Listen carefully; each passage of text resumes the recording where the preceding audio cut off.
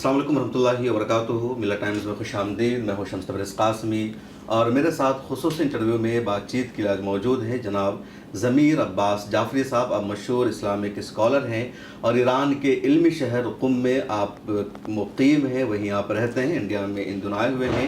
ان سے جانیں گے کہ ایران اور اسرائیل کے درمیان جو لڑائی ہے کس بات کو لے کر کے ہے، جو ریزسٹنس فورسز ہے ان کے پیچھے کون سی طاقت ہے، ان کا ایجنڈا اور مقصد ہدف کیا ہے، حماس کیا ہے، حزب اللہ کیا ہے، اور وہ جو پورا خطہ ہے کیوں جنگ کا شکار ہے، اسرائیل کے پیچھے کون لوگ ہیں، اور فلسطین کی آزادی کب پوسیبل ہے، کیسے مسجد اقصی کی آزادی کی جنگ لڑی جا رہی ہے، تو ان تمام ایشوز پر تفصیل سے بات چیت کریں گے جناب ضمیر عباس جعفری صاحب سے۔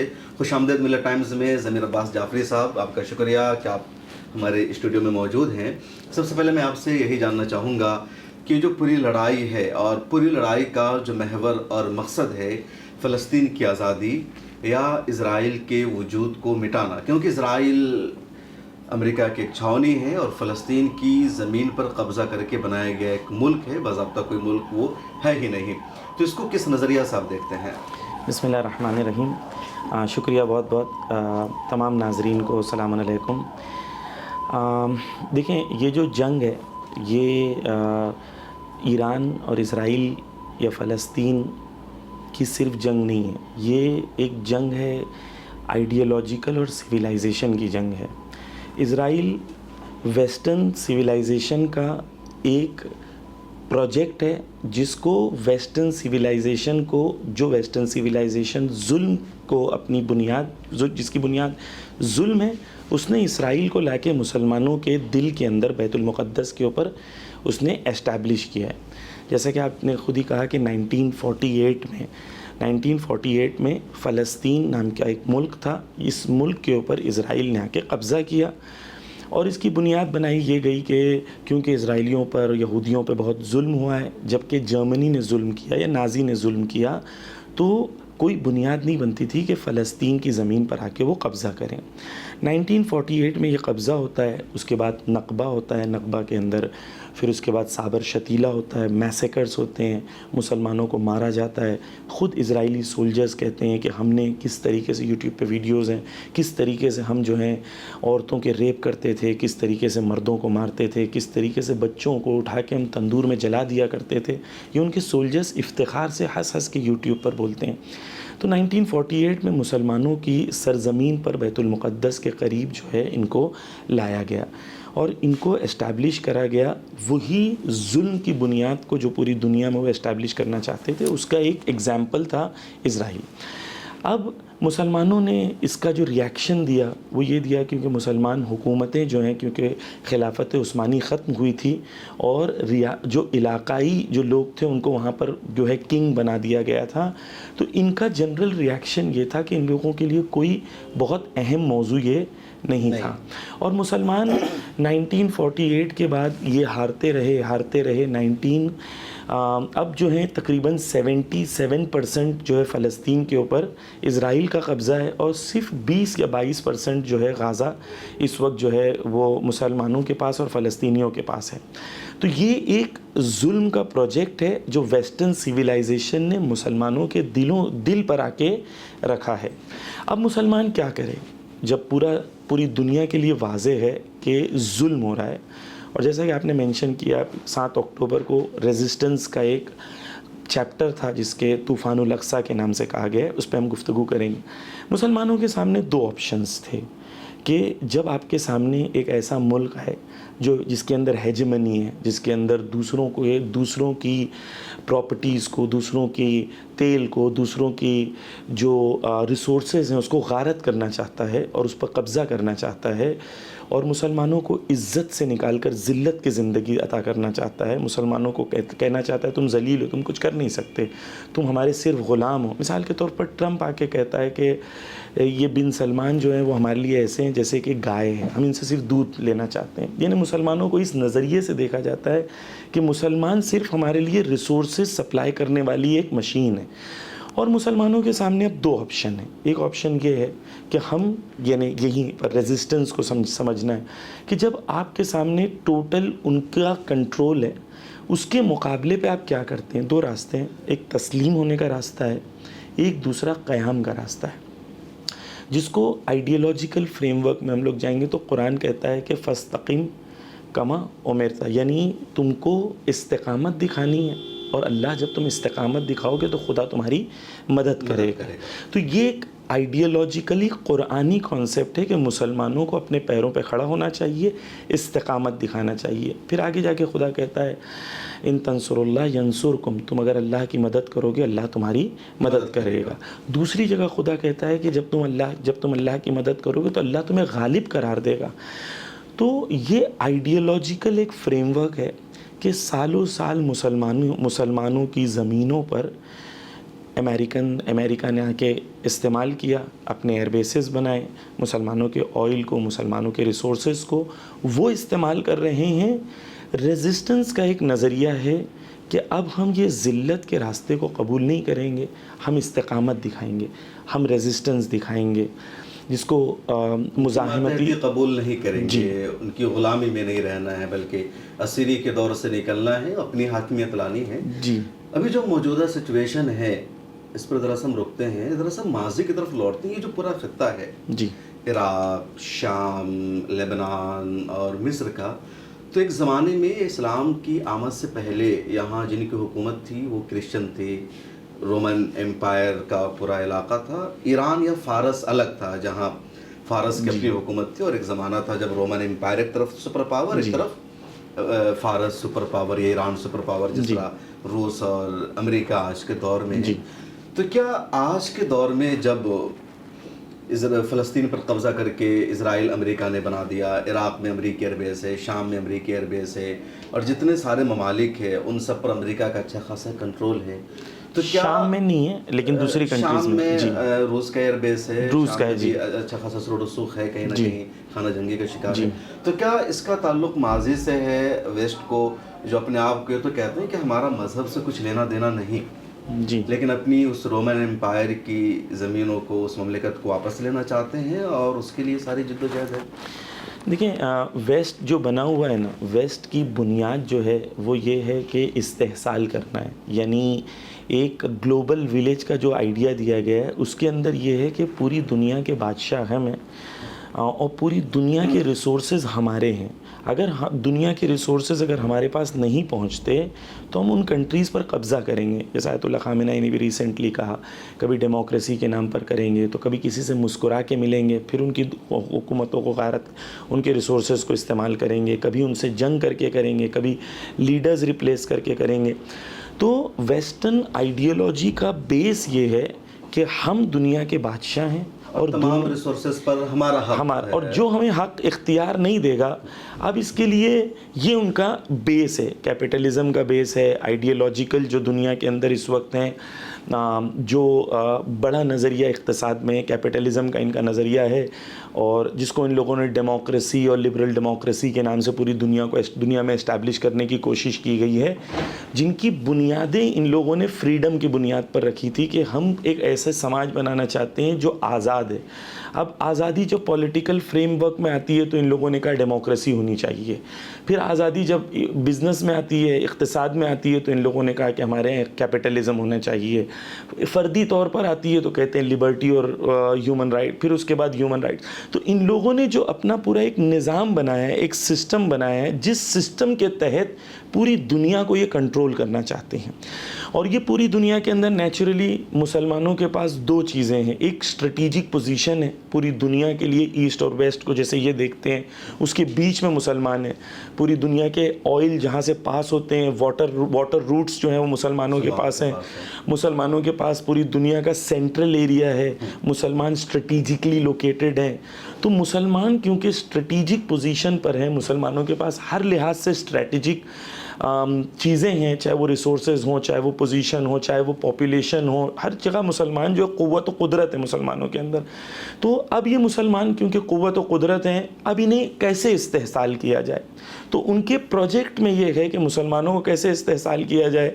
پہلے تو انہیں گروپس میں بانٹا جائے، قوموں میں بانٹا جائے۔ جی مطلب یہ بات آپ کی بات سے سمجھ میں آ رہی کہ یہ کوئی مذہبی لڑائی نہیں ہے بلکہ ایک اکنامی لڑائی ہے، یا ریسورسز پر کنٹرول کرنے کی لڑائی ہے. وہ سمجھتے ہیں کہ ہم دنیا کے سب سے معظم لوگ ہیں, معزز ہیں, ہمارا مطلب کسی بھی چیز پر ہمارا پہلا حق اور کنٹرول ہونا چاہیے. سپیریئر ہیں ہم لوگ, جو سپیریئر ہے, مطلب مثلا ٹونی بلیئر نے ایک بار اسپیچ میں جو ہے وہاں پر انگلینڈ کی اسپیچ میں پارلیمنٹ میں کہتا ہے کہ our values are not western values, our values are human values, and those who object to our values they object human values.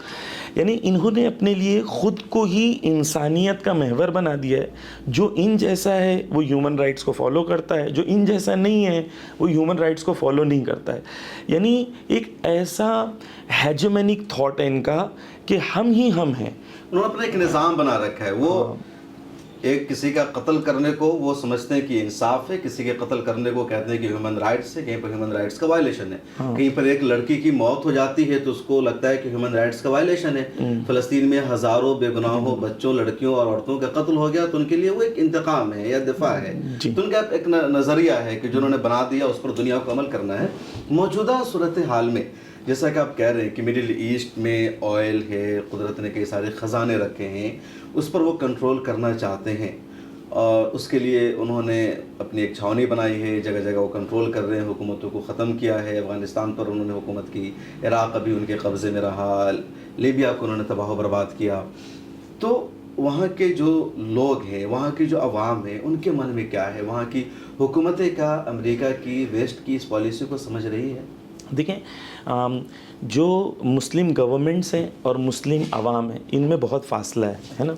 Muslim governments جو ہیں وہ نیچرلی اپنے وجود کے بقا کے لیے ان کے لیے امریکہ کی غلامی کرنا ضروری ہے.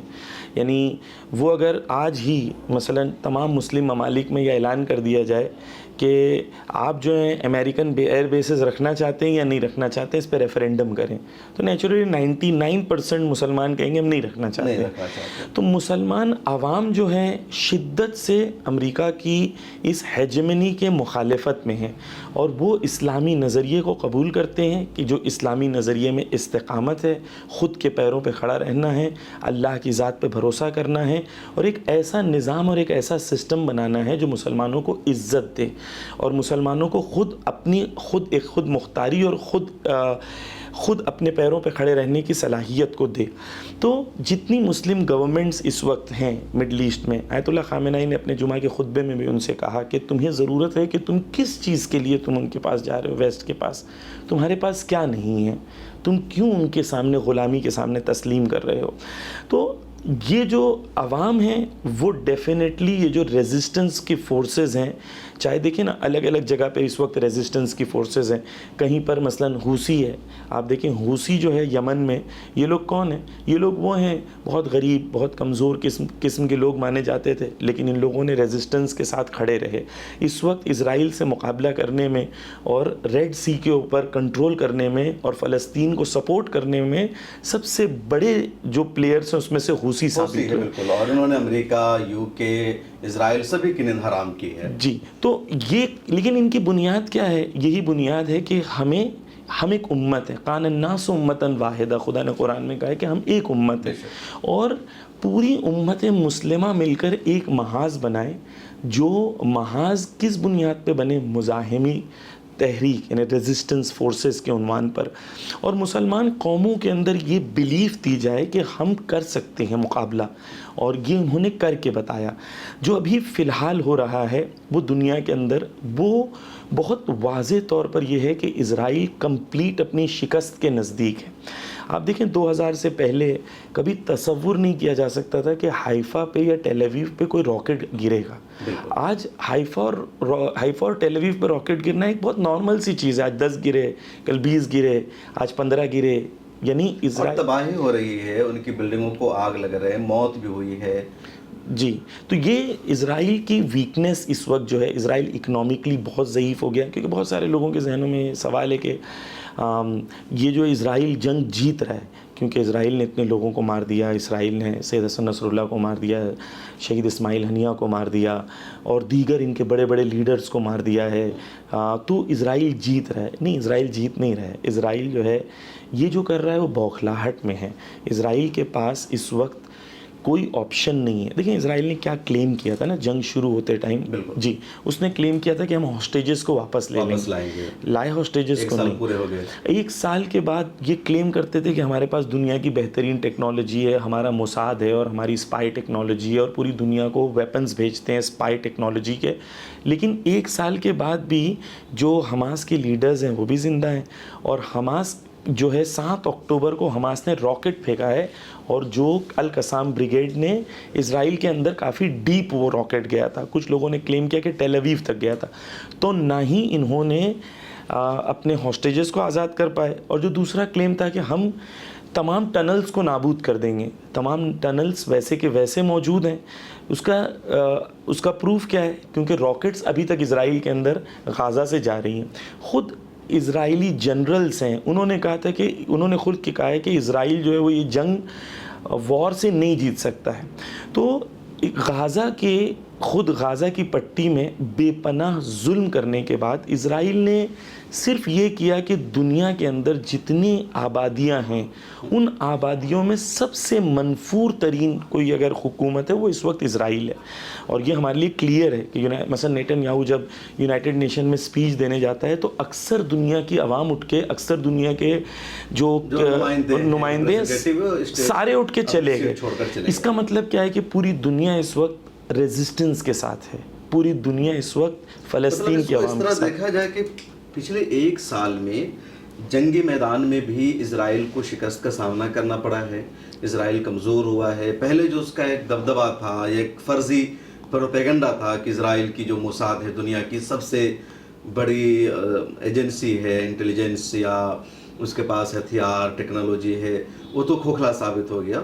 دوسرا اس کا دعویٰ تھا کہ سفارتی میدان میں بھی اسرائیل بہت آگے ہے, سارے ممالک اس کو سپورٹ کرتے ہیں. ایسا نہیں دکھ رہا, بلکہ زیادہ تر ممالک اس وقت اب فلسطین کے ساتھ, غزہ اور حماس کے ساتھ, زیادہ تر نہیں, دنیا کی 90% تقریباً جو ہے 13 کنٹریز ہوتے ہیں جو لوگ ایبسٹین کرتے ہیں. لاسٹ ٹائم جب یو این کی جنرل اسمبلی میں ریزولوشن پاس ہوا تھا تو 11 یا 13 کنٹریز تھے جنہوں نے 130 سے زیادہ کنٹریز مخالفت میں تھے, اور 10 یا 11 یا 12 یا 13 کنٹریز ہوتی ہیں جو سپورٹ کرتے ہیں یا ایبسٹین کرتے ہیں. اور وہ دراصل وہ چونکہ امریکہ کا مطلب اسرائیل سمجھا جاتا ہے, اسرائیل کی شکست امریکہ کی شکست, یا اسرائیل جو کچھ ہے وہ امریکہ کے دم پر ہے ساری چیزوں کی. اس کے تو موجودہ جو صورتحال ہے آپ کو کیا لگ رہا ہے؟ 1 سال ہو گئے, ایک طرف مسلمانوں کے بھی لگتا ہے کہ پورا غزہ تباہ ہو گیا ہے, تمام عمارتیں ملبہ میں تبدیل ہو گئی ہے, تو کیا ہوگا آگے؟ دیکھیں ہمارے لیے کلیئرٹی ہونی چاہیے کہ ہم حماس کو, حزب اللہ کو کس طریقے سے دیکھتے ہیں. اسلامی نقطہ نگاہ سے شہادت جو ہے وہ نہ خاتمہ ہے اور نہ ہی شہادت ہار ہے. خدا نے قرآن میں کہا ہے وَلَا تَحْسَبَنَّ الَّذِينَ قُتِلُوا فِي سَبِيلِ اللَّهِ أَمْوَاتًا, یعنی جو لوگ اللہ کی راہ میں شہید ہوتے ہیں انہیں مردہ مت کہو, وہ زندہ ہیں اور اللہ کی طرف سے رزق پاتے ہیں. تو انسانوں میں سب سے عظیم مرتبہ جو ہے وہ کس کا ہے؟ وہ شہادت کا ہے. ٹھیک ہے, 40,000 سے زیادہ, ابھی الگ الگ فگرز ہیں, 45,000 to 50,000 بھی لوگ کہتے ہیں, جس میں سے 16,000 بچے ہیں, 6,000 سے زیادہ خواتین ہیں, 70% سے زیادہ غازہ جو ہے تباہ کر دیا گیا ہے. کیا یہ ہمارے لیے ہار ہے؟ یہ ایک سوال ہے. بالکل ہمارے لیے ہار نہیں ہے, ہمارے لیے جیت ہے. کیسے؟ کیونکہ میں آپ کو ایک مثال دیتا ہوں کہ ابھی ایک شہید ہیں, شہید نہیں ہے, زندہ ہیں, عبداللہ بن عبداللہ نام کے ایک لبنان کے حماس کے ایک وہ ہیں, غازہ میں رہتے تھے. ان کے گھر پہ جب بم گرا تو وہ اپنی بیٹی کو اس طریقے سے گود میں لے کے سوئے تھے, اور 3 دن تک وہ ملبے میں تھے, نہیں پتہ تھا کہ بیٹی زندہ ہے یا نہیں ہے. پورے گھر والے شہید ہو گئے. 3 دن کے بعد جب ان کو نکالا گیا تو پتہ چلا کہ بیٹی بھی شہید ہو گئی ہے. اب وہ ان کے ہاتھوں میں حرارت تھی تو پتہ چلا کہ یہ زندہ ہیں, تو یہ زندہ تھے تو یہ بچ گئے. یہ 40 میں کربلا آئے تھے زیارت کے لیے, اور وہاں پر ایک موکب لگا تھا جس موکب میں یہ زائرین کی خدمت کر رہے تھے. ہمارے ایک دوست ان سے گئے ملاقات کرنے کے لیے, اور ہمارے دوست نے کہا کہ ہم جب فلسطین میں دیکھتے ہیں اتنی موتیں ہو رہی ہیں, اتنی شہادتیں ہو رہی ہیں, تو ہمیں بہت مایوسی ہوتی ہے, آپ لوگ مایوس نہیں ہوتے ہیں؟ تو انہوں نے بہت خوبصورت جواب دیا. انہوں نے کہا کہ میں آپ کو مایوس نہیں کرنا چاہتا ہوں, لیکن غازہ کی عوام نے ایک فیصلہ کیا ہے کہ اگر ہماری زندگی امت مسلمہ کو بیدار نہیں کر سکتی نا، تو ہمارا خون حسین ابن علی کی طرح، امام حسین کی طرح، جیسے انہوں نے خون بہا کے امت کو بیدار کیا تھا، ہمارا خون امت مسلمہ کو بیدار کرے گا. ہم اپنی جانیں دینے کو تیار ہیں، اپنے خون سے امت کو بیدار کرنا چاہتے ہیں. تو سوال یہ ہے کہ ہماری امت بیدار ہوئی ہے، بیدار تر ہوئی ہے یا بیدار نہیں ہوئی ہے؟ آج پوری امت مسلمہ کے اندر ایک امت ہونے کا جذبہ زیادہ ہوا ہے یا کم ہوا ہے؟ ہمارے یہاں شہادتیں کبھی بھی ہمارے لیے ہار نہیں ہوتی ہیں. وگرنہ دیکھیں نا، اگر آپ امام حسین علیہ السلام کربلا کی طرف پلٹیں تو امام حسین علیہ السلام ایک صحرا میں پورے خاندان کو شہید کر دیا گیا، اور ایک سب سے بڑی حکومت اس زمانے کی یزید کے پاس ہے، اور گورنمنٹ بھی ہے، میڈیا بھی ہے، پاور بھی ہے. اور جب حضرت زینب کو قیدی بنا کے عبید اللہ ابن زیاد اپنے دربار میں لاتا ہے تو وہ ان سے کہتا ہے کہ دیکھا تمہارے بھائی کو کس طریقے سے خدا نے ذلیل و خوار کیا، نعوذ باللہ امام حسین کو کس طریقے سے ذلیل کیا.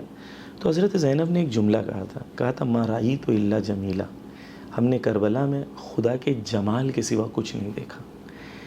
تو یہ شہادتیں جو ہیں، یہ امام حسین کو اس زمانے میں لوگ دیکھ رہے تھے کہ اس وقت حسین کے ساتھ کوئی نہیں ہے، لیکن وہ شہادتوں کا اثر یہ ہے کہ آج لاکھوں کروڑوں لوگ امام حسین کی شہادت کی تعلیمات سے زندہ ہو رہے ہیں. تو ہمارا سوال یہ ہے کہ غازہ کے شہید، لبنان کے شہید، 2000 سے زیادہ لبنان میں پچھلے 2 ہفتے میں شہید ہو گئے. ٹھیک ہے، تو ان کی شہادتیں ہمیں کمزور بناتی ہیں یا مضبوط بناتی ہیں؟ اگر قوموں کے اندر جذبہ شہادت ایجاد ہوتا ہے، امت مسلمہ کا ایک ہونا یہ ایجاد ہوتا ہے، یہ ایجاد ہوتا ہے کہ ہمارا راستہ شہادت کا راستہ ہے، ہم ڈریں گے نہیں، رکیں گے نہیں. یہ امت کو اگر بیدار کرتا ہے تو یہ خون راہ خدا کے اندر بہہ جائے تو یہ تو ہمیں کمزور نہیں کرتا نا. میں آپ کے سامنے کچھ مثالیں اور دیتا ہوں تاکہ ہمارے لیے کلیئر ہو کہ ہمیں جب بھی مارا گیا ہے ہم مضبوط ہوئے، ہم کبھی بھی کمزور نہیں ہیں. یہ جو مار رہے ہیں یہ دنیا کے سامنے ثابت کر رہے ہیں کہ ہم ظالم ہیں. اور آپ دیکھیں لنڈن اسکول آف اکنامکس میں، MIT میں، میساچیوسیٹس یونیورسٹیز میں، دنیا کی جتنی ٹاپ یونیورسٹیز ہیں، ہر جگہ پر کس کے فیور میں جلوس نکل رہے ہیں؟ کس کے فیور میں؟ لوگ غازہ کے. امریکہ کے اندر جو جین زی ہے وہ اگر جب ٹک ٹاک کے ذریعے سے اور ان کو حق پہنچا تو اس وقت 60% سے زیادہ امریکن ٹینیجرز فلسطین کو فیور کرتے ہیں. یہ کبھی نہیں ہوا اسرائیل کے مخالف. مطلب رپورٹ آئی کہ انہوں نے جانا کہ فلسطین کی تاریخ کیا ہے، اسرائیل کی تاریخ پڑھا اس سے پہلے وہ سمجھ نہیں پا رہے تھے. ان کو لگ رہا تھا کہ اسرائیل ہی ہزاروں سال سے وہاں موجود ہے. تو آپ بیداری کے حساب سے دیکھیں تو دنیا فلسطین کو لے کے، غازہ کو لے کے بیدار ہو رہی ہے، اور وہ لوگ جو لوگ ظالم ہیں ان کے چہروں سے نقاب ہٹ رہا ہے. ویسٹرن دنیا، ویسٹرن سویلائزیشن، ہیومن رائٹس اور لبرل ڈیموکریسی، یہ سب نقاب اتر گئے پوری دنیا کے ساتھ. ایک سوال ضمیر صاحب یہ پیدا ہوتا ہے کہ جنگوں کی ایک پالیسی اور اسٹریٹجی بھی ہوتی ہے کہ جو کمانڈر ان چیف ہے، جو لیڈر ہے، ان کو مار دو، ان کا قتل کر دو، تو جو آرمی ہے وہ منتشر ہو جائے گی، ان کے حوصلے پست ہو جائیں گے. اور اسرائیل نے اسی پر عمل کیا ہے.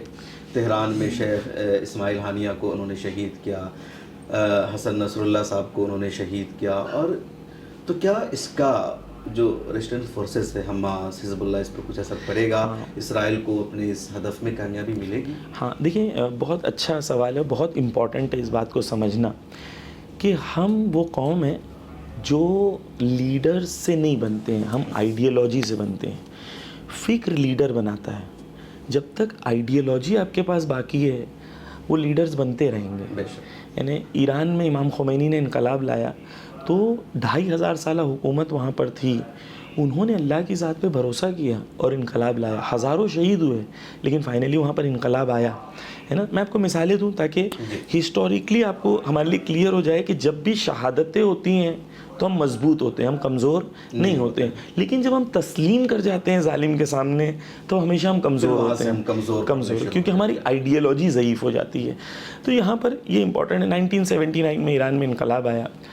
انقلاب نے ایک ماڈل پیش کیا جو یہی ریزسٹنس کا ماڈل تھا کہ آپ کے سامنے ایک ظالم بادشاہ ہے, آپ ظالم بادشاہ کے خلاف ریزسٹنس دکھاؤ اور قوم انقلاب لائے, ہم شہادتیں دیں گے. کئی ہزار شہید ہوئے. شہادت کے بعد انقلاب آیا, حکومت بنی. 1980 میں امریکہ نے ایک بم بلاسٹ کرایا ایران کی پارلیمنٹ میں. اس میں 72 ایران کے وزیر اور ایران کا کریم شہید ہو گیا, جس کے اندر آیت اللہ بہشتی, آیت اللہ بہونر, شہید رجائی, ایران کے پریسیڈنٹ, وائس پریسیڈنٹ, ایران کے آیت اللہ, امام خمینی کے بعد سب سے پاورفل لیڈر آیت اللہ بہشتی, ایران کا کانسٹیٹیوشن لکھنے والے آیت اللہ بہونر, بڑے بڑے علماء سب شہید ہو گئے. تو سارا کریم شہید ہو گیا تو ختم ہو جانا چاہیے تھا. امام خمینی نے ایک مجلس کرائی اور مجلس کرا کے امام خمینی نے کہا مارا بو کشید, خون مارا بے ریزید, ہر چقد مارا می کشید, ما بیدار تر می شویم, ما زنده تر می شویم, امت ما بیدار تر می شود. امام خمینی نے کہا مجھے ہمیں مارو, ہمارا خون بہاؤ, ہماری جانیں لو, ہماری شہادت دو. جتنا ہماری قوم شہادت دے گی ہماری قوم اتنی زیادہ بیدار ہوگی, اتنی زیادہ طاقتور ہوگی, اتنی زیادہ ان کو خدا قوت عطا کرے گا. تو یہ ایک آئیڈیالوجی تھی. تو 1980 میں جہاں پر ایران کے پاس کچھ نہیں تھا, حتیٰ وہ جو خاردار جو فینسز ہوتے تھے وہ بھی ایران خود نہیں بنا پاتا تھا. آج بائیو ٹیکنالوجی میں, نینو ٹیکنالوجی میں, نیوکلیئر ٹیکنالوجی میں دنیا کی ٹاپ 10 کنٹریز کے اندر ہے. کئی دنیا کے علوم میں جو ہے وہ ٹاپ کے اندر آتا ہے. آرٹیفیشیل انٹیلیجنس کا ریسنٹلی ایک دنیا کے اندر وہ ہوا تھا, تو اس کے اندر اولمپیاڈ ہوا, تو اس کے اندر ایران 4th رینک آیا ہے پوری دنیا میں. تو ان لوگوں نے اللہ کی ذات کے اوپر بھروسہ کیا, دشمن پہ بھروسہ نہیں کیا. خدا قرآن میں کہتا ہے مجھ سے ڈرو, ان سے نہ ڈرو. یہ توحید جو ہے نا یہ امپورٹنٹ ہے. یہ توحید جو آپ اللہ کی ذات پہ بھروسہ کرتے ہیں, کب؟ قوم کے فیصلہ لینے کے لیے, قومی فیصلے کے اندر اللہ کی ذات پہ بھروسہ, نہ کہ دشمن پہ بھروسہ. تو یہاں پر میں نے آپ کو ایک ایگزامپل دیا, 1980 میں انہوں نے مار دیا, اور 1980 سے لے کے اب تک کنٹینیوس ایران کے بڑے بڑے نیوکلیئر سائنٹسٹ کو تہران میں گھس کے شہید کیا. ایران کے اندر آپ دیکھیں شیخ قاسم سلیمانی سب سے پاورفل فگر تھے. وہ جنرل تھے جنہوں نے پورا قدس فورس بنایا, پورا جبہ مقاومت جو ہے ریزسٹنس فورسز کو انہوں نے قوت و قدرت عطا کی, ان کو شہید کر دیا. لیکن جب شہید قاسم سلیمانی شہید ہوئے تو 7 اکتوبر کا حملہ جو حماس نے کیا ان کے بعد کیا, ان کے پہلے نہیں کیا. تو یعنی ریزسٹنس اس سے زیادہ مضبوط ہوا. ہمارے یہاں شہادت سے ختم نہیں ہوتے ہیں. مثال کے طور پر حزب اللہ کو آپ دیکھ لیں. حزب اللہ 1982 میں اسرائیل نے لبنان پہ قبضہ کیا, 1985 میں حزب اللہ بنی. کس ارادے سے کہ ہم مقابلہ کریں گے, ریزسٹنس دکھائیں گے, یہی اسلامی بنیاد کے اوپر, شہادت کے جذبے کے اوپر. اور ان لوگوں نے 2000 میں نکال کے باہر کیا. حزب اللہ نے فریڈم سٹرگل کی, انہوں نے اسرائیل کو نکال دیا. اب لیکن دیکھیں امپورٹنٹ کیا ہے کہ 1985 میں جب بنی تو سب سے پہلے ان کے لیڈر تھے شہید راغب. میں نے شہید لفظ استعمال کیا, اس کا مطلب ہے کہ وہ شہید ہو گئے. پھر عباس موسوی بنے. عباس موسوی 92 میں شہید ہو گئے. جب عباس موسوی 92 میں شہید ہوئے تو اسرائیل نے لکھا حزب اللہ از, اسرائیلی نیوز پیپر میں حزب اللہ از فنشڈ. اور حسن نصر اللہ اس زمانے میں ایک جوان لیڈر تھے, کوئی ان کو پہچانتا نہیں رہے ہوں گے, 30-32 سال ان کے ایج تھی, داڑھی سفید تھی, کوئی ان کو پہچانتا نہیں تھا. اچھا جب حزب اللہ کا کوئی بھی لیڈر بنتا تھا تو اسے پتہ ہوتا تھا کہ 4 سے 5 سال سے زیادہ ہمارے پاس موقع نہیں. اتنے سال میں جو کر گزرنا ہے, خدا نے انہیں 32 ایئرز دیا, انہیں 32 ایئرز وہ لیڈر بنے رہے.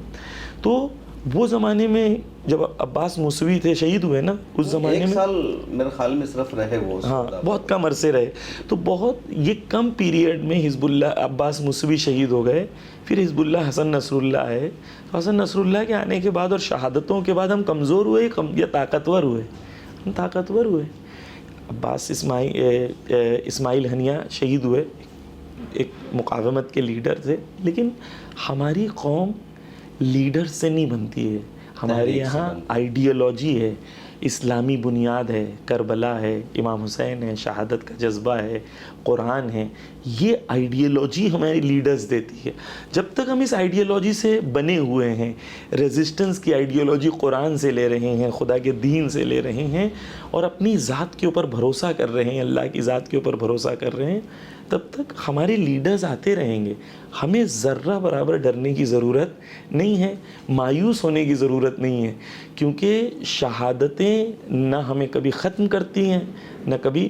دیکھیں آپ, امام حسین کی شہادت کے بعد اگر حضرت زینب قیدی بنی ہے نا دربار میں, لیکن ڈانٹ کے گفتگو کر رہی ہیں. تو یہ ہمارے یہاں ہے نا. آپ کو میں کچھ مثالیں دوں تاکہ آپ کے لیے کلیئر ہو کیوں ہم نہیں ہار سکتے. یہ جو گھر ٹوٹ رہے ہیں غازہ میں, ہم دیکھ کے ہم پریشان ہو رہے ہیں, وہ اسی گھر پہ جا کے کہتے ہیں حسبنا اللہ و نعم الوکیل, اور جشن منا رہے ہیں, وہ جھنڈے فلسطین کے لہرا رہے ہیں. وہیں پر جا کے قرآن پڑھ رہے ہیں, وہیں پر جا کے کہہ رہے ہیں شہادت کے لیے, کہہ رہے ہیں ہم راہ شہادت کے لیے تیار ہیں. ایک 8 سال کا بچہ شہید ہو رہا ہے تو وہ اپنے بھائی کو ہاتھ پکڑ کے کہہ رہا ہے بیٹا بھائی شہادت پڑھو. جذبہ دیکھیں شہادت کا, اللہ کی ذات کے بھروسہ کا. ماں کے 2 بیٹے مر گئے, 2 بچوں کے لاشوں کو لے کے اس طریقے سے ماں کہہ رہی ہے خدایا تیرا شکر ہے تو نے شہادت ہمیں عطا کیا. تو یہ قوم تو مضبوط ہے, یہ قوم کے اندر کمزوری تو ہمیں نظر نہیں آ رہی ہے. آپ دیکھیں ایک اور بات جو میں نے نوٹس کی کہ 1 سال ہو گئے غزہ پٹی پر ہر روز ایئر اسٹرائک حملہ, اور میں نے ایک بھی کوئی ایسی ویڈیو کوئی نیوز نہیں دیکھا جس میں فلسطین یا غزہ کی عوام حماس سے شکایت کر رہی ہو یا کسی اور دوسری مومنٹ سے, تنظیم سے, کہ انہوں نے ہم پر جنگ مسلط کر دیا, ان کی وجہ سے ہمارے جا رہے ہیں, جبکہ ہدف ان کا یہ تھا. کی کیپیسٹی نہیں تھی, صلاحیت نہیں تھی, تو کیوں انہوں نے اسرائیل کو اکسایا. مطلب وہ سب لوگ کہہ رہے ہیں کہ حماس ہماری جنگ کی آزادی کی لڑائی لڑ رہے ہیں. یہ دیکھیں ریزسٹنس کی آئیڈیالوجی ہے نا, خدا کی ذات پہ بھروسہ, موت کا صحیح تصور ہونا. کربلا میں امام حسین نے اپنے بھتیجے سے حضرت قاسم سے, امام حسن کے جو بیٹے ہیں ان سے پوچھا بیٹا موت کیسی ہے. 13 سال کے تھے وہ. بولے آپ کے لیے موت کیسی ہے؟ تو کہا اہلا من العسل, میرے لیے موت شہد سے زیادہ شیرین ہے. یہ جذبہ جب کسی قوم کے اندر آ جاتا ہے تو وہ قوم ہار نہیں سکتی. جو موت سے نہیں ڈرتی ہے وہ قوم کس سے ڈرے گی, وہ کیسے ہار سکتی ہے. میں 2 مثالیں دوں آپ کو. لبنان میں ایک خاتون ہے, اس کے یوٹیوب پہ ویڈیو, ٹویٹر پہ بھی ویڈیوز ہیں, اس کے کار پہ بم گرتا ہے, 3 چھوٹی بیٹیاں ان کی شہید ہو جاتی ہیں, 3 بیٹیاں, ان کی ماں بھی شہید ہو جاتی ہے, یہ زندہ ہے. ان کا رپورٹر آ کے انٹرویو لیتا ہے, پوچھتا ہے بتاؤ کیسا لگ رہا ہے آپ کو, بیٹیاں شہید ہو گئیں, کیا پیغام دینا چاہتی ہو دنیا کو. مسکرا کے کہتی ہے خدایا تیرا شکر ہے تو نے میرے گھر میں شہادت کو عطا کیا. کیا ایمان ہے لوگوں کا. اب دیکھیں آگے کیا کہتی ہے, وہ کہتی ہے کہ میری بیٹیاں جب چھوٹی تھیں نا تو میں نے رات کو ان کو قرآن کے قصے سناتی تھی. ان کو حضرت ابراہیم کا قصہ بہت پسند تھا کہ جب میں سناتی تھی کہ حضرت ابراہیم کو نمرود آگ میں ڈال رہا ہے تو وہ آگ میں ڈالتے وقت خدا نے اس آگ کو بردن یعنی سرد کر دیا تھا, فریز کر دیا. وہ کہتی ہے جب میری بیٹیاں آگ میں جل رہی تھی نا مجھے یقین ہے کہ خدا نے اس آگ کو سرد کر دیا تھا. کتنا یقین اور ایمان خدا کی ذات کے اوپر, قرآن کے اوپر, نبیوں کے قصے کے اوپر. یہ مائیں ہیں وہاں پر مسکرا رہی ہیں. پیجر اٹیک ہوا, ایک عورت ہے, اس کے شوہر کی دونوں آنکھیں چلی گئیں. وہ عورت سے آ کے رپورٹر پوچھتا ہے کیا لگ رہا ہے, کیا محسوس کر رہی ہو. پہلا جملہ کہتی ہے مارائی تو اللہ جمیلہ, میں نے خدا کے جمال کے سوا کچھ نہیں دیکھا. پھر کہتے بے ابینت و امی و ولدی, کہتی ہے میں قربان. یہ زیارت کا جملہ ہے, میں قربان, میرے والدین قربان, میرے بچے قربان, ہم سب قربان ہو جائیں لیکن حق بچ جائے. یہ تو آنکھیں گئی ہیں, ہماری جان چلی جائے. وہ جو گھر ہے وہاں پر, جو گھر ٹوٹے ہیں لبنان میں, ایک گاؤں ہے جو بارڈر پر ہے, سب سے زیادہ پچھلے سال اسرائیلی سولجرز 2006 میں اس گاؤں میں شہید ہوئے تھے. وہاں پہ ایک عورت اور ایک جوان لڑکا کھڑا ہے. وہ پورے گاؤں کو ان لوگوں نے ملبہ بنا دیا, پورا گھر تباہ کر دیا, سب چیزیں تباہ کر دیں. وہ عورت سے رپورٹر پوچھتا ہے کہ آپ کا گھر ٹوٹ گیا, بڑی محنت سے بنایا تھا, کیسا لگ رہا ہے. وہ کہتی ہے گھر ٹوٹ گیا, گھر پھر سے بن جائے گا, لیکن اگر عزت چلی گئی تو عزت پھر سے نہیں آئے گی. غیرت چلی گئی, بول رہی ہے کہ ہمارے یہ جوان ہمارے لیے غیرت ہے, یہ جوان جو ہیں یہ ہمیں عزت و غیرت عطا کر رہے ہیں. تو جو قوم جو ہے, جہاں حسن نصر اللہ شہید ہوئے, جہاں حزب اللہ, جہاں بم گرا لبنان میں, وہاں پر ہزاروں کی تعداد میں لوگوں نے آ کے بیعت کی کہ ہم آپ کا راستہ نہیں چھوڑیں گے, ہم راہ شہادت نہیں چھوڑیں گے. ایسی مائیں اگر آپ کی ہیں, ایسی قوم آپ کی ہے, وہ قوم میں جذبہ یہ ہے, شہادت طلبی ہے, اپنا گھر بار قربان کرنے کا جذبہ نہیں ہے. اب ہمیں بہت بار ہمیں لگتا ہے کہ ہمیں ان کی حمایت کرنی چاہیے. ہمیں تو ایکچولی ان سے تربیت لینی چاہیے. ہمارے سیکھنا چاہیے جی ان کے جذبات کو، ان یہ کے حوصلہ. یہی ایمان ہے، یہی اسلام ہے، یہی توحید ہے.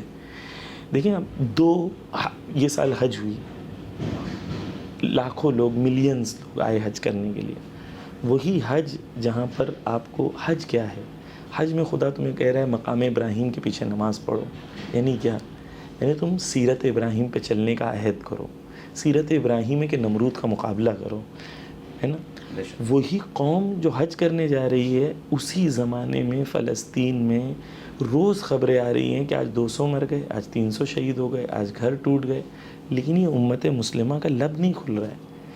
کیوں؟ کیونکہ ہمارے یہاں عبادتوں کی روحیں ختم ہو گئی ہیں. روح نہیں ہے اس کے اندر. یہ حج ہے لیکن آپ کو ظالموں کے خلاف کھڑا نہیں کر رہی ہے. سمیر صاحب، ایران کا تذکرہ ہوا اور ایران انقلاب کے بعد، اس سے پہلے جو حکومت تھی وہ امریکی حمایت حکومت تھی. کچھ لوگ ہیں جن کو لگتا ہے کہ ایران اور امریکہ اور اسرائیل میں جو لڑائی ہے، جو دشمنی ہے، ایک دکھاوا ہے.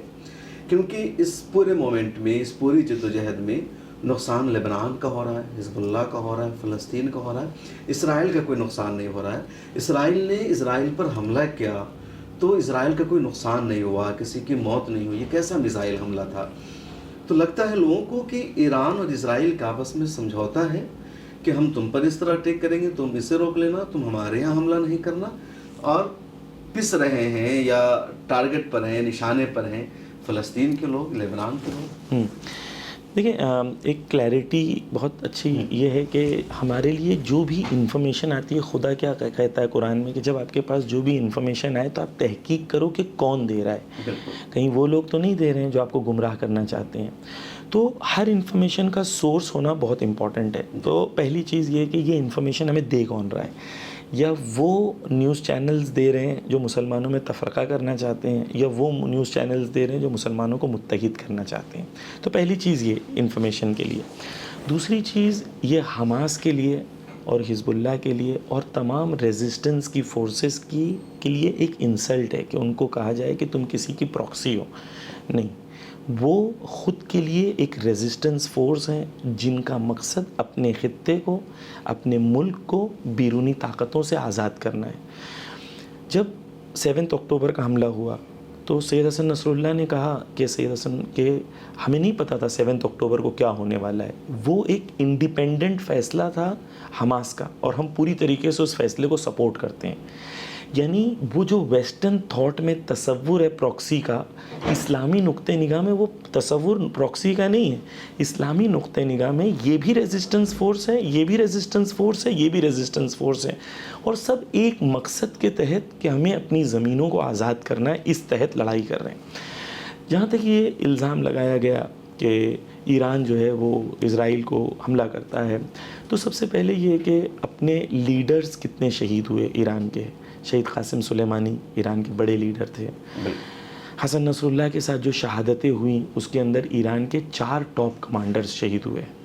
سیریا میں جو حملہ کیا اسرائیل نے، اس کے اندر ایران کے ٹاپ کمانڈرز شہید ہوئے. ٹھیک ہے نا. تو اگر کوئی قوم اگر کہتے ہیں ملی ہوئی ہے تو نارملی کیا ہوتا ہے، لیڈرز اپنے آپ کو سیو کرتے ہیں، قوموں کو مرواتے ہیں. لیکن اگر آپ کے لیڈرز مر رہے ہیں، شہید ہو رہے ہیں، کمانڈرز مارے جا رہے ہیں. سید حسن نصر اللہ مثلا تمام امت شیعوں کے 3rd لیول کے سب سے ہائیسٹ لیڈر تھے سید حسن نصر اللہ، ان کی شہادت ہو گئی. تو یہ جو الزام لگائے جا رہے ہیں یہ اس لیے تاکہ امت مسلمہ میں وہ ایک امت کا تصور ختم ہو جائے، وحدت کا تصور ختم ہو جائے، اور امت مسلمہ تفرقے کا شکار ہو.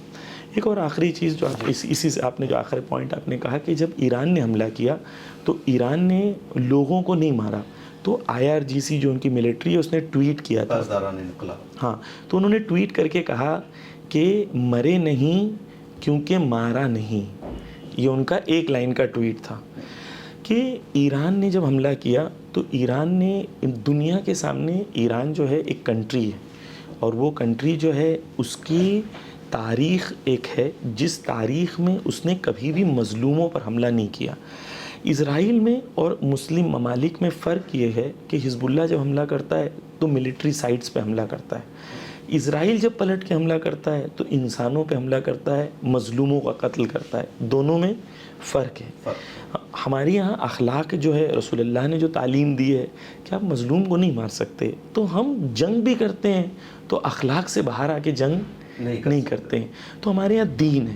ایران نے اس بار جو حملہ کیا ہے ان کے 2 ایئر بیسز کو تباہ کر دیا ہے. وہ کہہ رہے ہیں حملے میں کچھ نہیں ہوا. تو ہم تو کہتے ہیں کہ بھائی انٹرنیشنل رپورٹرز کو جا کے دیکھنے دو. یہ آپ کے 2 ایئر بیسز اوپن کر دو، انٹرنیشنل رپورٹرز جا کے دیکھیں کیا ہوا ہے کیا نہیں ہوا ہے.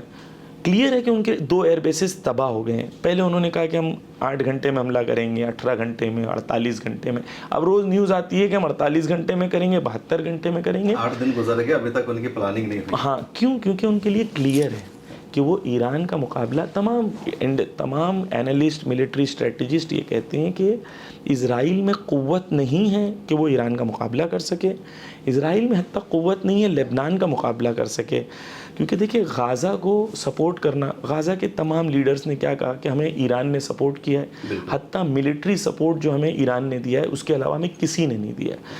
تو اگر کوئی یہ کہے کہ حماس کو ایران سپورٹ نہیں کر رہا ہے تو حماس والوں سے پوچھیں نا کر رہا ہے کہ نہیں کر رہا ہے. حماس کا ملٹری ونگ کہہ رہا ہے ہمیں سپورٹ کر رہا ہے، حماس کے جو آفیشلز ہیں وہ کہہ رہے ہیں ہمیں کر رہا ہے. تو ہم اس وقت دنیا اور امت مسلمہ ایک اسٹریٹجک پوزیشن پر پہنچ گئی ہے جسے فیصلہ کرنا ہے کہ ہمیں ایک امت بننا ہے، اللہ کی ذات پہ بھروسہ کرنا ہے، اور یہ جو بیرونی طاقتیں ہماری ملک کے اندر ہیں ہمیں خود کو ان سے آزاد کرنا ہے. ابھی آپ نے کہا کہ اسرائیل میں یہ کیپیسٹی اور طاقت نہیں ہے وہ ایران کا مقابلہ کر سکے. ایسا کیسے آپ کو لگ رہا ہے؟ کیا اسٹریٹجک پوزیشن ہے دونوں کی، ایران کی، اسرائیل کی؟ ایران اسرائیل پر میزائل حملہ کر سکتا ہے، اسرائیل کے پاس یہ کیپیسٹی نہیں، کیسے؟ دیکھیں ایران کے پاس جو ہے ہائپر سونک میزائلز جو اس نے یوز کیا تھا اس کے 150 اس نے استعمال کیا یہ بار. اور آفیشیلی ایران کے پاس کئی لاکھ ہائپر سونک میزائلز ہیں، کئی لاکھ. یعنی آفیشیلی ان کے پاس جو ہیں جو ان کے پروفیسر مرندی ہیں جو ان کے اسٹریٹجک جو ایران کی طرف سے آفیشیل کمنٹس کرتے ہیں، انہوں نے کہا ہے کہ ہم نے جب صدام پر حملہ ہوا تھا، عراق پر حملہ امریکہ نے کیا تھا، اس زمانے میں ہم نے تیاری کی تھی کہ ہمیں امریکہ سے لڑنا ہے کیونکہ اگلا حملہ امریکہ کا ایران میں ہو سکتا ہے. تو ہم نے اس زمانے میں امریکہ سے لڑنے کے لیے پورے ایران کو، ایران بہت بڑا ملک ہے، پورے ایران کو انڈر گراؤنڈ نیٹ ورک سے ہم نے کئی، ہمارے پاس میزائل سسٹمز ہیں جو ہمارے پاس موجود ہیں، کئی لاکھ میزائلس ہیں. اور اسرائیل کو تباہ کرنے کے لیے کچھ ہزار میزائلس ہی کافی ہیں. اسرائیل یعنی اگر اسرائیل کو ایران جب ڈیسائیڈ کرے، ابھی ان کے موساد کے ہیڈ کوارٹر پہ مارا، 2 ایئر بیسز پہ مارا، اس نے 2 چیز ثابت کیا. ہماری جو ہے ٹیکنالوجیکل سپیریورٹی بھی ہے، کیونکہ ان کا آئرن ڈوم تھا، آئرن ڈوم کیا ہوا؟ ختم ہو گیا. وہ ایک ہوا جو تھا آئرن ڈوم کا وہ ختم ہو گیا. تو ایک تو یہ ہے کہ اسرائیل کے پاس کھونے کے لیے بہت کچھ ہے، ایران کے پاس کھونے کے لیے بہت نہیں ہے. مثال کے طور پر اگر وہ حملہ کرتے ہیں، ایران کے آئل بیسز کو تباہ کر دیتے ہیں اسرائیل، ٹھیک ہے نا، تو یہ ہے کہ ایران جب حملہ کرے گا تو وہ اسرائیل جو ہے وہ ایران کے کمانڈر سے پوچھا گیا کہ اگر یہ ہوا سے آ کے اگر حملہ کرتے ہیں اور بوم گراتے ہیں تہران پر تو کیا ہوگا؟ تو یہ کہتے ہیں کہ وہ گرائیں گے تو تہران میں کیا ہوگا یہ میں نہیں بتا سکتا ہوں، لیکن یہ بتا سکتا ہوں کہ جب پلٹ کے جائیں گے وہ تو ان کو وہ پلین لینڈ کون سی کنٹری میں کریں گے. یعنی کہ اسرائیل نام کی کوئی کنٹری اس کے بعد، کیونکہ کچھ منٹس لگتے ہیں ہائپر سونک میزائلز کو پہنچنے کے لیے، اور کئی ہزار اگر وہ ٹارگیٹڈ ایکیوریسی کے ساتھ اگر گریں گے تو کیا ہوگا اسرائیل ختم ہو جائے گا. تو اسرائیل جانتا ہے اسرائیل کی غلطی نہیں کر سکتا، وگرنہ ایسے پاگل نیتن یاہو جیسا کوئی لیڈر ہو اس کے باوجود بھی اگر حملہ نہیں کرا، ان کے لیے کلیئر ہے. دوسرا یہ ہے کہ اگر ایران کے آئل ریزروز پر حملہ کرتا ہے تو ایران نے کہا ہے کہ ہم دنیا کے آئل ریزروز پر حملہ کریں گے، جہاں پہ امریکن ایئر بیسز ہیں ہم ان کو تباہ کر دیں گے، پوری دنیا کی اکنامی ٹھپ ہو جائے گی. صرف جب ایران کے پاس یہ صلاحیت ہے، یہ طاقت ہے، پچھلے 70 سالوں سے اسرائیل فلسطینیوں پر ظلم کر رہا ہے، لبنان پر ظلم کر رہا ہے، پورے علاقے پہ اپنا کنٹرول بڑھاتا جا رہا ہے، گولان ہائٹس پر اس نے قبضہ کر رکھا ہے، شام افراتفری، تو کیوں ایران انتظار کر رہا ہے؟ کیوں اسرائیل پر حملہ کر کے نقشے سے اس کو وجود کو مل جائے؟ دیکھیں ہم لوگ ایک یونائٹڈ نیشن میں رہتے ہیں، ایک دنیا ہے، کوئی ویڈیو گیم تو نہیں ہے کہ اس نے بم مارا میں بھی بم مار دوں گا.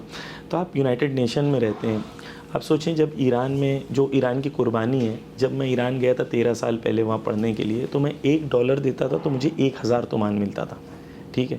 اب میں $1 دیتا ہوں تو مجھے 60,000 تومان ملتا ہے. یعنی 13 سال میں ان کے یہاں جو ڈالر کی ویلیو، ان کی کرنسی کی ویلیو 60 ٹائمز ڈی ویلیو کر دی گئی ہے. یہ سیٹنگ سے ہوتا ہے. یعنی جو لوگ وہاں رہتے ہیں، جو تیل مثال کے طور پر $100 کا تیل ملتا تھا وہ اب $1200 کا ملتا ہے. تو وہ کنٹری کے اندر یعنی کتنا ان لوگوں نے سہا ہے، یعنی صرف اس لیے کیونکہ انہوں نے فلسطین کا ساتھ دیا. اور اگر یہی ان کو سیٹنگ کرنا ہے تو کھل کے کر دیتے. یعنی کہتے بھائی یہ سنی ہیں، ہم شیعہ ہیں، ہم اسرائیل سے دوستی کر رہے ہیں، امریکہ سے دوستی کریں، باقی ہم سے کوئی لینا دینا نہیں، نعوذ باللہ. یہ تو نہیں کہہ سکتے نا، کیونکہ ہم امت مسلمہ ہیں. سید حسن نصر اللہ کا بہت اچھا جملہ ہے. سید حسن نصر اللہ کہتے ہیں کیوں شہید ہوئے وہ کہتے ہیں کہ دیکھیں غازہ میں لوگ مر رہے ہیں 40,000 سے زیادہ. پہلے دن سے غازہ کے سپورٹ میں راکٹس مارنا شروع کیا، اور رزلٹ کیا ہوا دیکھیں. جنگ کے لیے یہ کیوں اسرائیل ہار رہا ہے اس کا امپورٹنٹ ہے. نارتھ اسرائیل میں 60 کلومیٹرز کا ان لوگوں کا ایم تھا کہ اسرائیل کو ناردرن اسرائیل سے خالی کرنا ہے. اس وقت 120 کلومیٹرز جو ناردرن اسرائیل ہے وہ خالی ہے. 120 کلومیٹرز اس وقت اسرائیل، جو ایکچولی بھی اس وقت جو لبنان پہ حملہ ہوا ہے، گلانت نے جو ان کا ڈیفنس سیکریٹری ہے، ڈیفنس منسٹر ہے، اور نیتن یاہو، ان لوگوں نے کہا کہ جو ہمارے 2 لاکھ ریفیوجیز ہیں، آپ سوچیں کبھی تصور کیا تھا کہ اسرائیلی ریفیوجیز، اور بھی 2 لاکھ سے زیادہ ریفیوجیز اس وقت ٹیل اویو میں رہ رہے ہیں، اور ان کو گورنمنٹ ہوٹل دے رہی ہے، رہنا دے رہی ہے، اور یہی 2 لاکھ روز پروٹیسٹ کرنے بھی آ جاتے ہیں، اور وہ یہ نیتن یاہو کے پرابلم ہے. تو ان لوگوں نے کہا تھا کہ ہم ان کو لوٹا دیں گے.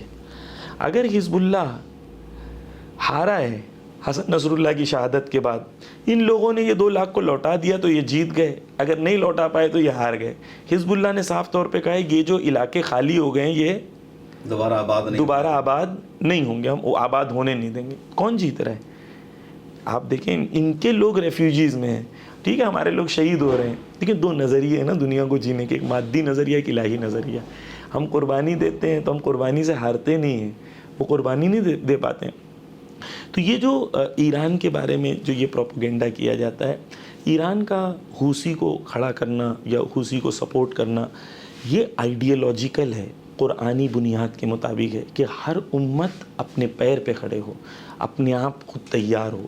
اور یہ جو ویسٹرن نظریہ ہے پروکسی کا، یہ کچھ اور ہے، اسلامی نظریہ کچھ اور ہے.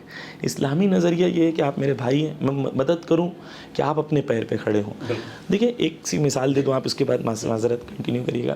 2 دکاندار جب ہوتے ہیں نا، ایک دکان میری ہے اور اس کے کرانی کی ہے مثال کے طور پر، اس کے بازو میں ایک کرانی کی دکان کھل جائے تو مجھے بہت پریشانی ہوتی ہے کہ میری دکان جو ہے شاید چلے گی نہیں. لیکن اگر میں سپاہی ہوں اور میرے بازو میں ایک اور سپاہی آ کے کھڑا ہو جاتا ہے تو مجھے پریشانی نہیں ہوتی، مجھے امید ہوتی ہے نا. جب ہم امت مسلمہ اگر ایک دوسرے کو ایسا سوچے کہ میں بھی سپاہی ہوں، یہ بھی سپاہی ہے، اور ہمارا مقصد ایک ہے، تو جب ہمارے سامنے ایک دوسرا سپاہی زیادہ مضبوط ہو رہا ہے اور ہماری بنیادیں قرآن کی طرف ہیں، ایک امت بننے کی طرف ہے، تو نیچرل سی بات ہے ہماری امتیں مضبوط ہوں گی، ہماری امتیں کمزور اور ضعیف نہیں ہوں گی. تو انشاءاللہ یہ جو ایران کا ہیجمنی اور ایران کریٹ کرنا چاہ رہا ہے، خود ابھی بہت سارے لوگوں کے لیے واضح ہے کہ حزب اللہ کے اندر بڑے بڑے لیڈرز کی شہادت، 2000 سے زیادہ جو لبنان میں شیعہ ہیں وہ شہید ہوئے ہیں، بڑے بڑے لیڈرز، ان کا ٹاپ لیول کا پورا براس شہید ہو گیا ہے. تو اگر کوئی اگر پراکسی جنگ لڑتا ہے تو اپنے تمام ٹاپ لیڈرز کو شہید کروا دیتا ہے کیا؟ تو اب جو سوائے اس کے کہ جن کے ذہنوں میں فرقہ واریت ہے، اور وہ ہر جگہ ہو سکتی ہے، ہماری قوم میں بھی ہو سکتی ہے، وہاں بھی ہو سکتی ہے، ہمیں بہت ضرورت ہے کہ ہم اس فرقہ واریت سے اوپر آئیں. جو آیت اللہ خامنہ ای نے جمعہ پڑھایا، آپ سوچیں ایک ایسا جمعہ، کہ ایک ایسی جمعہ کی نماز جو پوری دنیا کے تمام چینلز پر لائیو آئے، انڈیا کے ٹاپ چینلز، چاہے وہ NDTV ہو، آج تک ہو، CNN ہو، یہ ہر چینل پہ لائیو، اور اس کے اندر بات کی اور یہ امت مسلمہ کو متحد ہونا چاہیے، اسرائیل کو نابود کرنا چاہیے. یہ ترجمہ کر رہے ہیں BBC اور CNN والے، مختلف لوکل لینگویجز میں اس کے ٹرانسلیشن. یہ نماز کی قوت، نماز کی ہیبت. انہوں نے کہا تھا مار دیں گے، پوری دنیا نے دیکھا کہ کیسے مسلمان نماز ادا کرتے ہیں، جمعہ میں کیا ہوتا ہے، مطلب ان کو جو ہوتا ہے نا کہ بھائی مسلمان مسجدوں میں جا کر کے کیا کرتے ہیں، کس طرح نماز ادا کرتے ہیں، انڈیا میں لوگ سوچتے ہیں، تو پوری دنیا نے خود لائیو دیکھا، انہوں نے دکھایا، مطلب کروڑوں اربوں روپیہ خرچ کر کے اگر اس طرح کی نماز کی تبلیغ کی جاتی تو نہیں ہو پاتی جائے یا پیار کیا جائے نماز کا یا بتایا جائے، نوٹ پاسبل.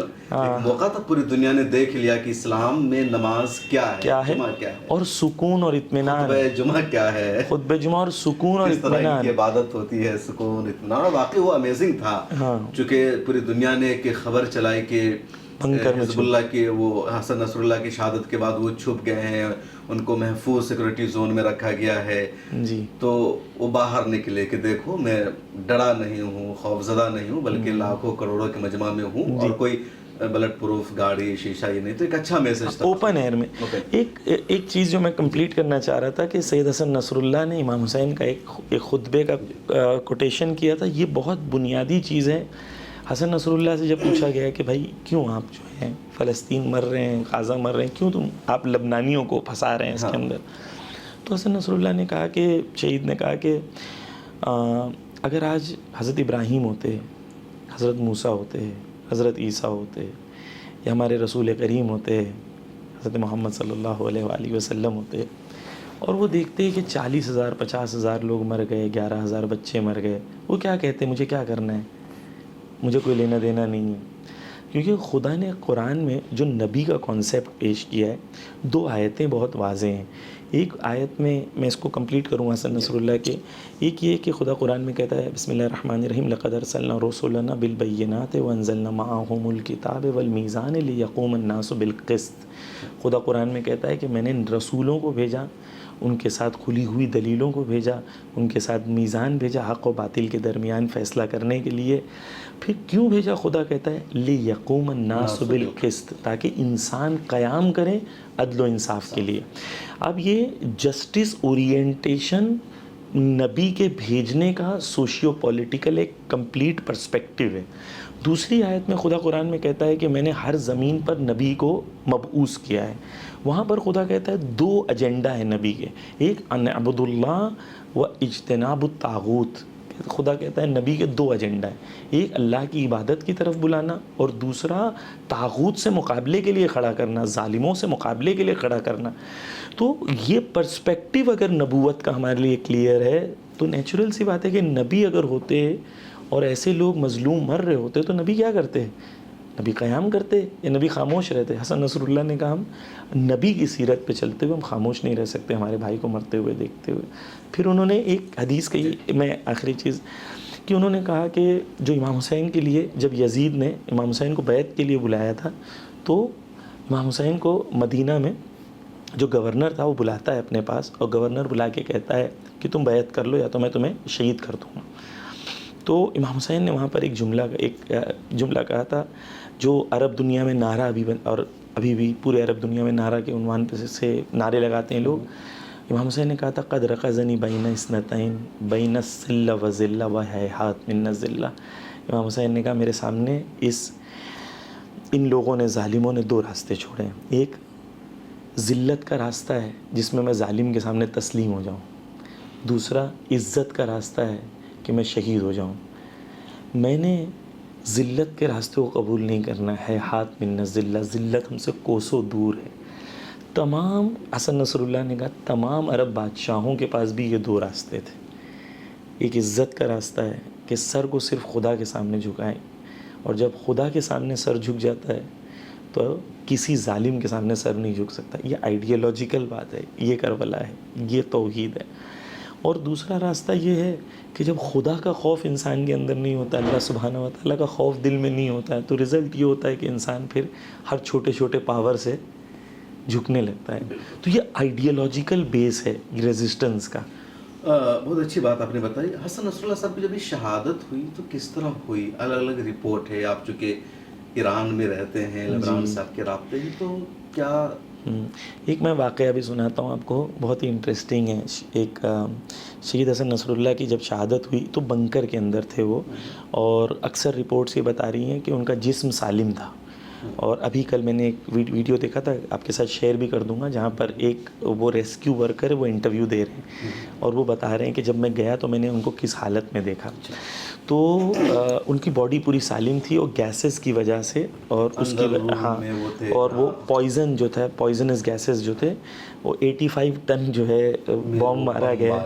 یعنی کچھ روحیں اتنی قوی ہوتی ہیں کہ ان کو مارنے کے لیے پہاڑ کو جتنا گرانے کے لیے بم مارا جاتا ہے, اس سے زیادہ بم ایک روح کو مارنے کے لیے, اور خدا نے اس روح کو, اس جسم کو پھر بھی خدا نے اس کو سالم رکھا. سید حسن نصر اللہ کہ 2 باتیں میں آپ کو بتاؤں گا, شاید آپ کے لیے دونوں انٹرسٹنگ ہوگی. ایک تو یہ ہے کہ ان کی آخری اسپیچ جو تھی نا, آپ اس کو دیکھیے گا, اس کے آخری جملے کیا آپ جانتے ہیں؟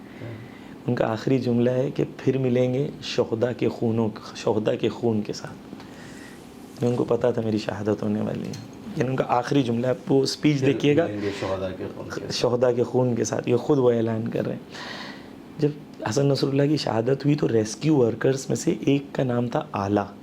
وہ ایک ان کا ویڈیو بھی میں آپ کے ساتھ شیئر کروں گا, ایک بندہ ایکسپلین کر رہا ہے. تو وہ کہہ رہے تھے کہ کیونکہ بہت ڈیپ ڈاؤن تھے اور ملبہ بہت تھا, تو ہم لوگ تھک جاتے تھے نیچے جانے میں, تو ہم لوگ تھوڑا ریسٹ کرنا چاہتے تھے. لیکن جب اعلیٰ جب ریسٹ کرنے جاتے تھے تو ان کو ریسٹ, ان کا دل نہیں کرتا تھا. ان کے دل میں ایک سوال تھا, شاید سید کو میری ضرورت ہو, تو ریسٹ نہیں کرتے تھے, وہ نیچے گئے. ان کے منہ میں ایک آکسیجن ماسک تھا. جب وہ فائنلی جب ریسکیو ورکرز اس جگہ پہنچے جہاں شہید سید حسن نصر اللہ تھے, تو انہوں نے دیکھا کہ وہ آکسیجن ماسک جو ہے نا, حسن نصر اللہ کے منہ پہ لگا ہوا ہے, اور یہ ان کے قریب میں سوئے ہوئے ہیں, یہ بھی شہید ہو گئے. یہ چاہتے تو اپنی جان بچا لیتے ہیں, یہ اپنی جان بچاتے زیادہ چانس تھا بچنے کا, لیکن انہوں نے کہا کہ نہیں, میرا لیڈر جو ہے سید, جو یہ ایثار, یہ قربانی, ایک جنگ میں ہے نا کہ وہ ایک رسول اللہ کے زمانے کے, ہاں, وہ پانی کی شدید پیاس لگی تھی, پانی مانگا, ان کے بازو کے ساتھی نے مانگا کہ مجھے, پھر انہوں نے کسی اور کو, تو 13 صحابی ایسے تھے, اور جب آخری بار جب پلٹ کے آیا تو سب کی شہادت ہو چکی تھی. یہ ایثار کا جذبہ ہے نا, یہ قربانی کا جذبہ جس قوم کے اندر آ جائے نا, وہ قوم کو کوئی ہرا نہیں سکتا ہے. یہ سید حسن نصر اللہ کا. دیکھیں, یہ آیت اللہ خامنہ کا ایک جملہ ہے کہ ہماری جنگ جو ظالموں کے ساتھ ہے نا, وہ اسیمیٹرک وار ہے. وار کے اندر ایک ٹرمینالوجی ہے جسے کہتے ہیں اسیمیٹرک وار. اس کا مطلب یہ ہوتا ہے کہ 2 فوجیں جو ہوتی ہیں نا, ان کے پاس جو ویپنس اور اسلحے ہوتے ہیں نا, وہ ڈیفرنٹ ہوتے ہیں, وہ سیم نہیں ہوتے ہیں. مثال کے طور پر ایک گوریلا وارفیئر میں بہت اچھا ہے اور ایک ایئر میں بہت اچھا ہے, تو اسے کہتے ہیں اسیمیٹرک وار. آیت اللہ خامنہ یہ کہتے ہیں یہ اسیمیٹرک وار نہیں ہے. ہمارے یہاں, ان کے یہاں جو ہے نا, جو ایمان ہے اور جو شہادت ہے اور خدا کی ذات پہ بھروسہ ہے, یہ ان کے کیلکولیشنز میں ہے ہی نہیں. ان کے کیلکولیشن میں کہ حسن نصر اللہ کو مار دو, ختم ہو جائیں گے. شہید سیف الدین کو شہید کر دو تو ختم ہو جائیں. ان کو یہ سمجھ میں نہیں آیا کہ ہم کربلا میں ختم نہیں ہوئے تو آج کیسے ختم ہو جائیں گے.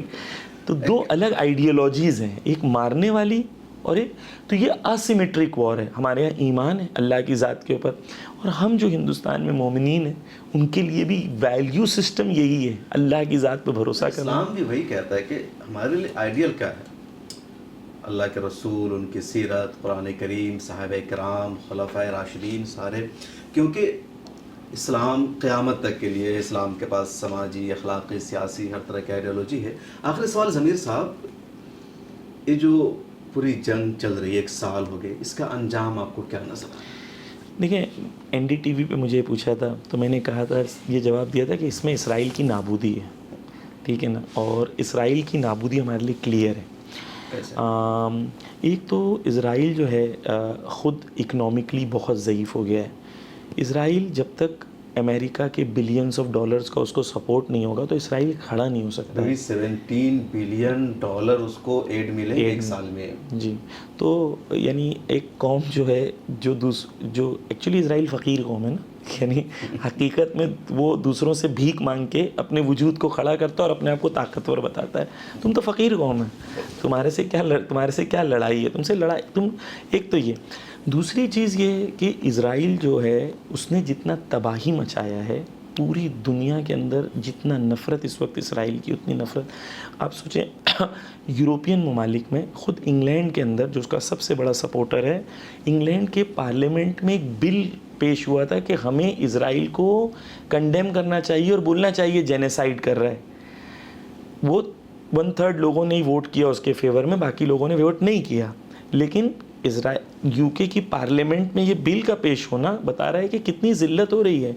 आयरलैंड में तकरीबन मेजॉरिटी से बहुत कम बच गए थे कि आयरलैंड की गवर्नमेंट ने इनको जेनोसाइड का इंटरनेशनल कोर्ट्स में ये हैं।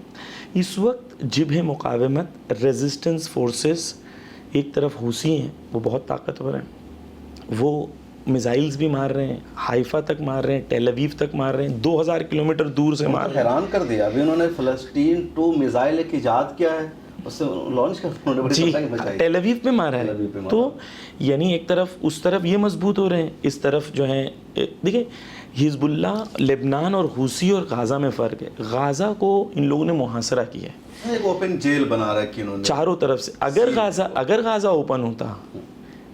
ओपन होता और गाज़ा तक वेपन्स पहुंच सकते, इस तरह तैयारी कर ली, टनल्स बना लिए, आसान नहीं है।